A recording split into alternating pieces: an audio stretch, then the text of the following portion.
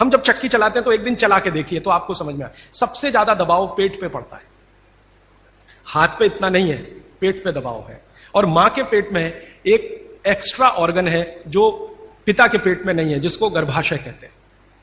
यह गर्भाशय आपके पेट के बिल्कुल बीचों बीच हिस्से में, चक्की चलाते समय सबसे ज्यादा जोर वहीं है।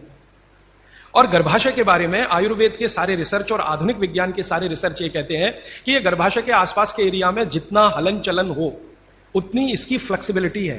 फ्लेक्सिबिलिटी माने मुलायमियत, अंग्रेजी शायद आप समझ जाएंगे। फ्लेक्सिबिलिटी, मुलायमियत, इलास्टिसिटी एक शब्द होता है अंग्रेजी में, इलास्टिसिटी। इलास्टिसिटी का मतलब जब चीज की जरूरत पड़े तो उसको तान देना, जब जरूरत पड़े तो उसको संकुचित कर दे। यह हमारे गर्भाशय का सबसे बड़ा गुण है। इसी गुण के कारण बच्चे का जन्म होता है। और यह गुण को बनाए रखने में सबसे बड़ी भूमिका है हलन चलन। वहां आसपास मांसपेशियां, उनका हलन चलन रहे। तो यह हलन चलन सबसे अच्छे तरीके से, मैंने खुद चला के देखा चक्की, यह सबसे ज्यादा पेट के हिस्से में ही होता है। तब मेरे समझ में आया कि जो माताएं नियमित रूप से चक्की चला रही हैं उनको सिजेरियन डिलीवरी नहीं हो रही है, क्योंकि गर्भाशय की इलास्टिसिटी मेंटेन है, तो आसानी से बच्चा बाहर आ रहा है बिना किसी ऑपरेशन के। तब मुझे ध्यान आया कि हमारी जो पुरानी माताएं हैं उनके 8-8, 10-10 बच्चे होते थे, कभी सुना नहीं कि सिजेरियन।